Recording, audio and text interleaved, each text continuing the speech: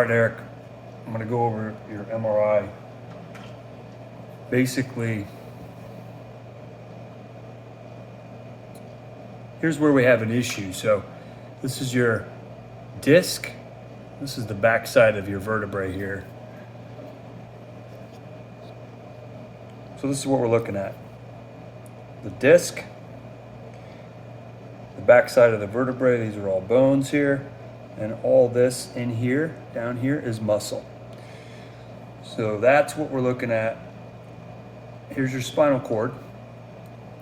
On the MRI, your spinal cord sits right in here. Now down low, there's no spinal cord. It's actually just nerve roots. And what's happening is we're getting a disc herniation. You can see what happens. Ruptures out.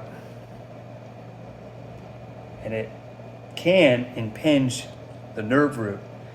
So if we're looking here, when we look at an MRI, everything is upside down.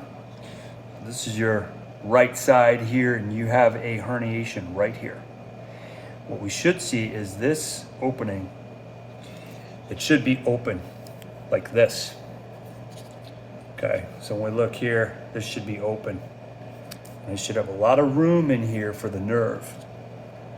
But because of that disc herniating out, you can see how that takes up space. Now this is right in here on the L4 nerve root, and that's between L4 and L5.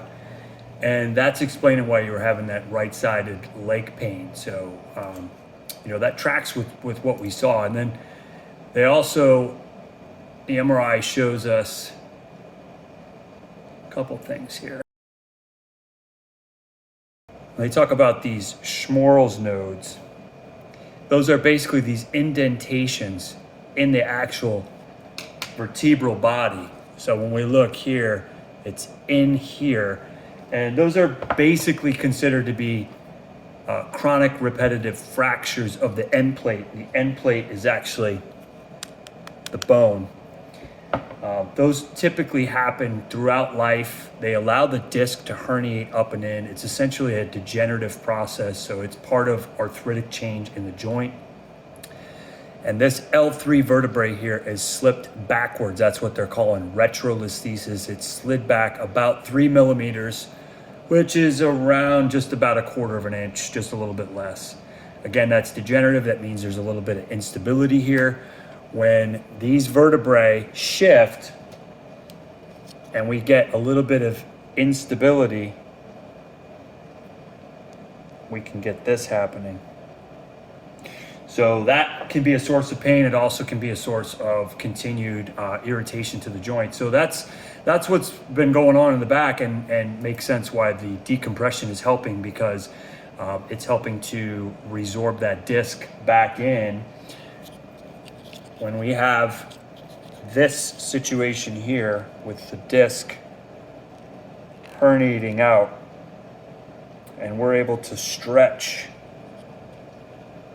on the table like this, it helps for that disc to go back in to the center and centralize, and that helps take pressure off the nerve and also helps the disc to somewhat heal. Hope that helps.